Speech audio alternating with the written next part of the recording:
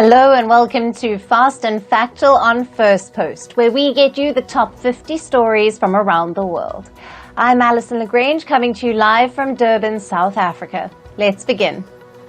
In our top stories, India is celebrating its 78th Independence Day today. To mark the celebrations, Prime Minister Narendra Modi unfurled the national flag at the Red Fort in Delhi. Indian Air Force choppers released flowers during the flag hoisting ceremony. The Indian Army delivered a traditional 21-gun salute. Addressing India from the ramparts of the Red Fort, Prime Minister Narendra Modi condemned the violence against religious minorities in Bangladesh. He said the situation in Bangladesh must be normalized and peace and prosperity must return. The remarks follow the recent reports of violence against Hindus in Bangladesh. Prime Minister Narendra Modi also addressed the issue of crimes against women in India. He emphasized on the urgent need to end atrocities against women. Modi's remarks come amid nationwide protests against the brutal rape and murder of a trainee doctor in the city of Kolkata. Meanwhile, Goons vandalized Kolkata's RG Kar Medical College and Hospital last night. And this is where the 31-year-old trainee doctor was brutally raped and murdered last week. Miscreants entered the state-run hospital and damaged property. The police fired tear gas in response, but they were largely outnumbered. The police were then seen fleeing the site.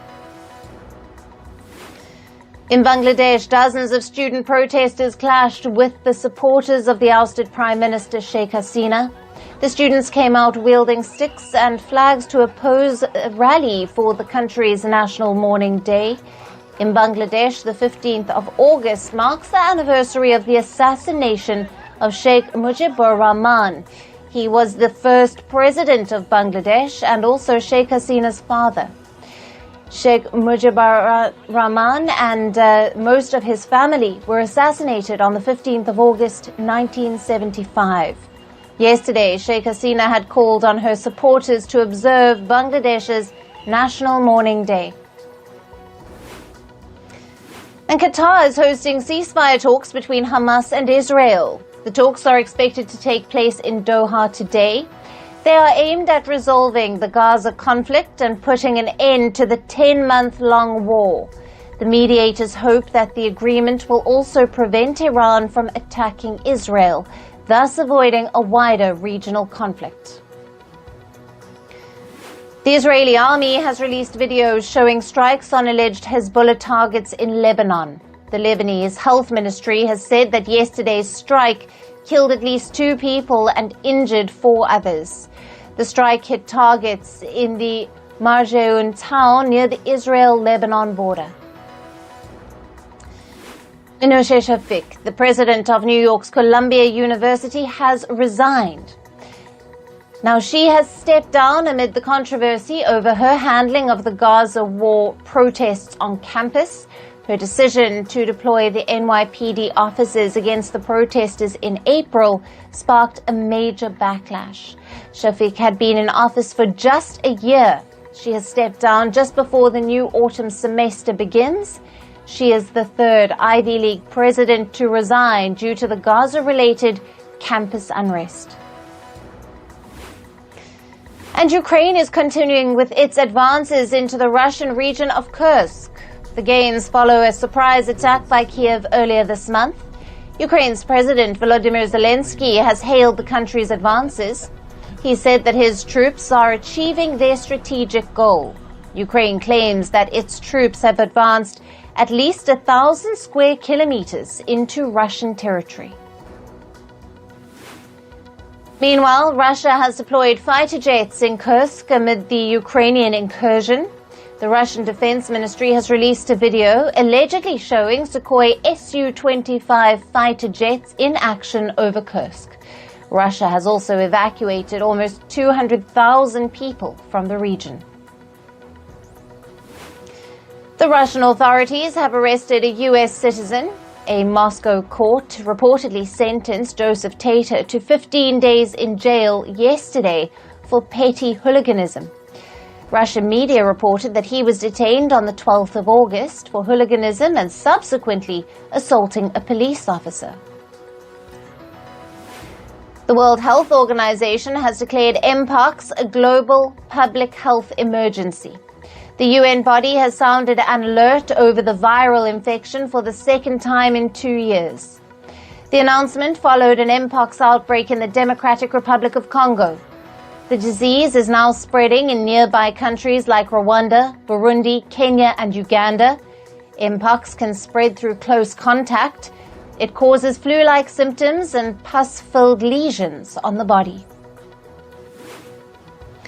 And in climate news, tropical storm Ernesto has strengthened into a Category 1 hurricane. Hurricane Ernesto has hit the Caribbean island of Puerto Rico. It brought heavy winds and rain and left over 600,000 people without power. Ernesto is expected to approach the British Overseas Territory of Bermuda by Saturday. And Typhoon Ampel is bearing down on Japan's capital, Tokyo. Japanese authorities have categorized Ampel as a strong typhoon. Hundreds of flights have been cancelled, and Japan's bullet trains have suspended some of their services.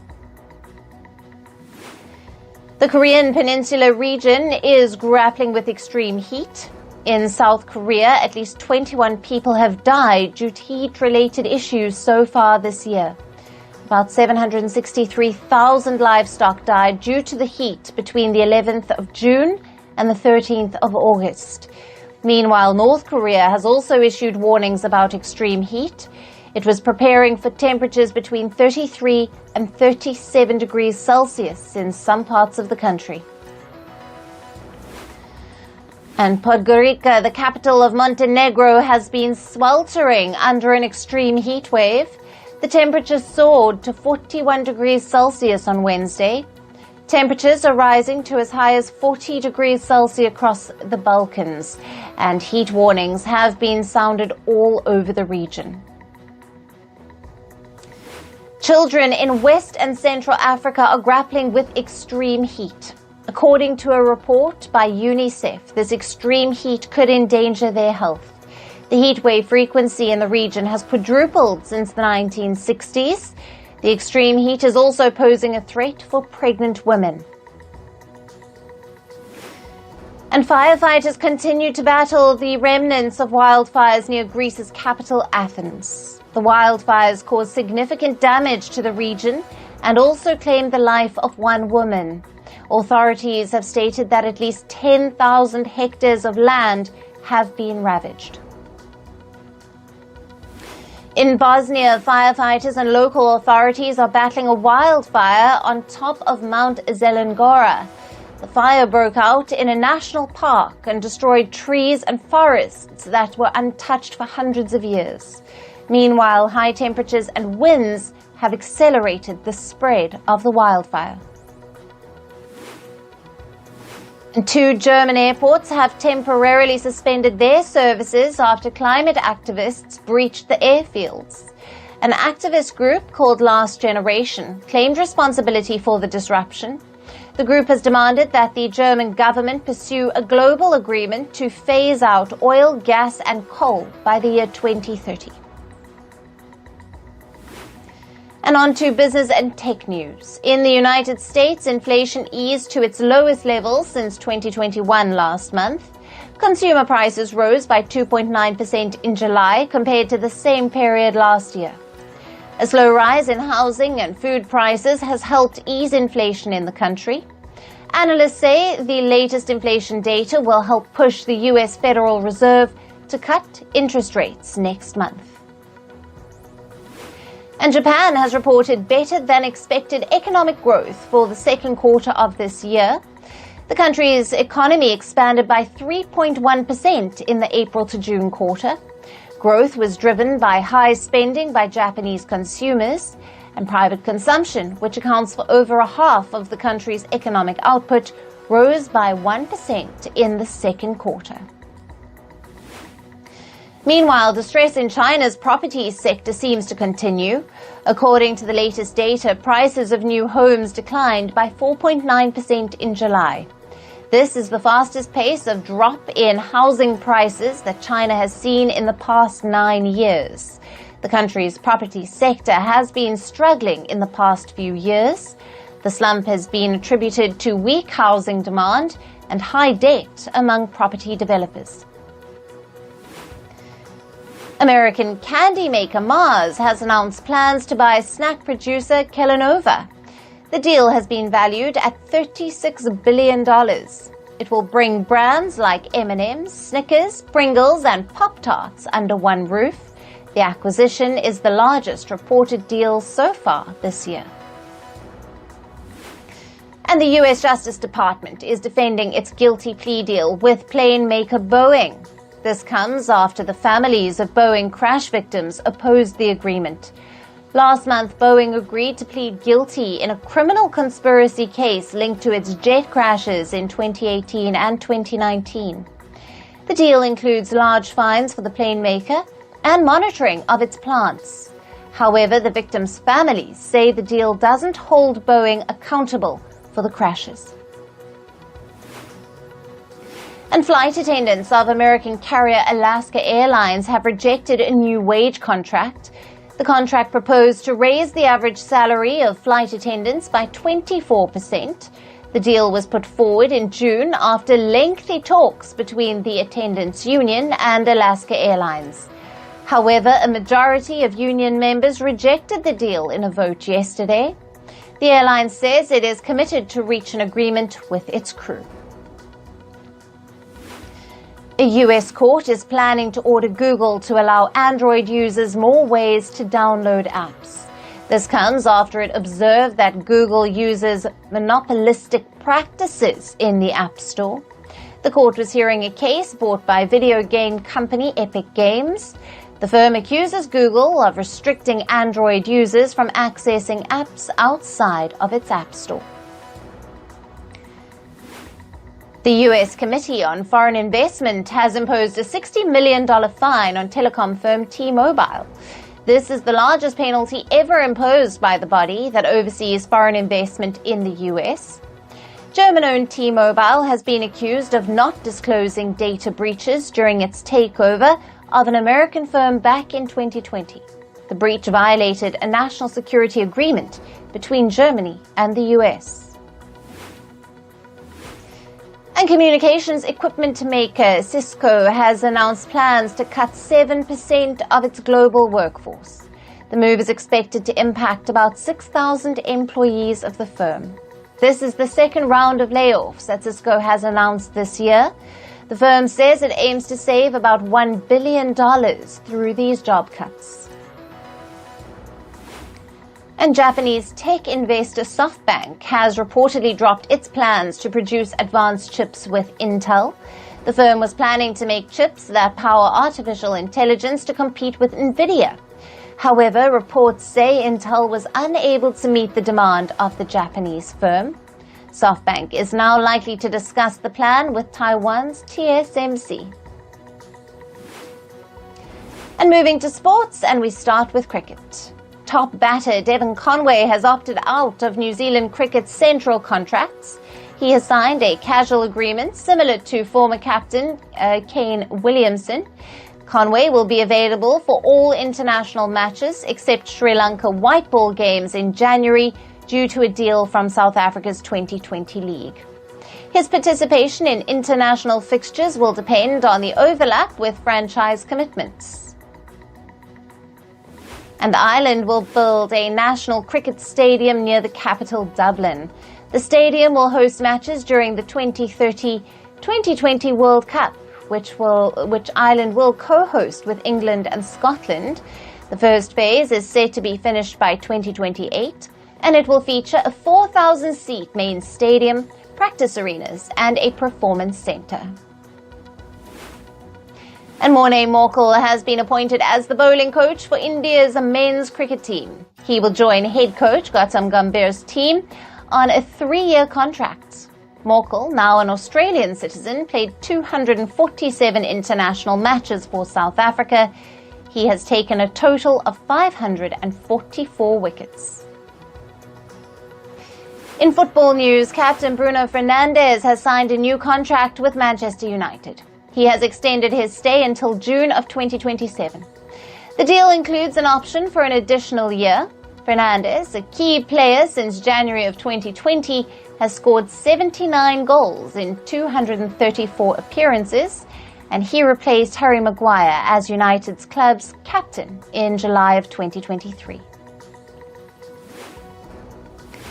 Munir Nazraoui, the father of Barcelona's Lamine Yamal, was reportedly stabbed. The incident occurred in Spain's Mataró. He was reportedly attacked multiple times in a car park. Yamal's father was hospitalized in a serious condition. And Kylian Mbappe debuted for Real Madrid in the UEFA Super Cup. He scored a goal, helping his team secure a 2-0 victory over Atalanta. And Federico Valverde scored the first goal for Real Madrid, and Mbappe wrapped it up with a goal in the 68th minute to help Real win the Super Cup trophy. In tennis, Naomi Osaka, a former US Open champion, received a singles main draw wild card for the 2024 tournament. The former world number one resumed playing in January after giving birth in July of 2023. Osaka hasn't advanced beyond the quarterfinals in any tournament this season after her comeback. The 2024 US Open starts on the 19th of August. Indian wrestler Nivesh Phogat lost her appeal against disqualification from the Paris Olympics. Phogat had appealed for a joint silver medal after being disqualified on the day of her gold medal match. She was dismissed for weighing 100 grams over the 50-kilogram limit before the final bout. The Court of Arbitration for Sports upheld the International Olympic Committee's decision to not give her the silver. And Pakistan celebrated its Independence Day by honoring javelin champion Arshad Nadeem, who is the country's first Olympic medal holder in athletics. At a separate ceremony, a police contingent formed an honor guard for him. Pakistan Prime Minister Shehbaz Sharif lauded Nadeem for winning a gold in the men's javelin. And India will compete in 3 new sports at the upcoming Paralympic Games in Paris. The new sports include paracycling, para-rowing, and blind judo. With these additions, India will now participate in 12 sports at the Games. The Paralympic Committee of India, or the PCI, announced this expansion yesterday. And in entertainment news, pop star Katy Perry is under fire after a probe was launched against her music video Lifetimes. The pop star allegedly filmed the video for the new single in a protected area in Spain's Balearic Islands. Local authorities are now investigating the production company that worked on the video. Lifetimes premiered last week. Perry can be seen singing and dancing on sand dunes in the video. And Brad Pitt still feels his acting career is entering its final stages. This comes about 2 years after the actor first mentioned that he is eyeing retirement. In a latest interview, Brad Pitt said, and I quote, "I'm still kind of on the same trajectory. I feel the same." The big shot actor added that he is trying to enjoy time with the people he loves. And Justin Baldoni is enjoying some time in Sweden with his family. The actor shared a video of himself and his family at a movie theater in Sweden. Baldoni also surprised the theater audience with a speech after the screening of his latest movie, It Ends With Us. He said that the movie addresses a very special subject and hoped that viewers can take a moment to reflect on it. Reality TV star Kim Kardashian is expanding her role as a producer. Kardashian has signed a deal with Disney to develop dramas, comedies, and limited series. The first project under the agreement is a series called Group Chat. The series is adapted from Lala Anthony's book, The Love Playbook: Rules for Love, Sex, and Happiness. A new documentary on BTS member Jungkook is set to hit theaters worldwide. The documentary, called Jungkook, I Am Still, follows the singer's journey since his debut as a solo artist. The film is directed by Junsu Park, and it will be released globally on the 18th of September. The Starz series Heels is now available on Netflix. The 2-season series follows the lives of professional wrestlers starring Stephen Amell. The series first aired in 2021, and it was cancelled after the second season in September of last year. The trailer for American sports story Aaron Hernandez has been unveiled.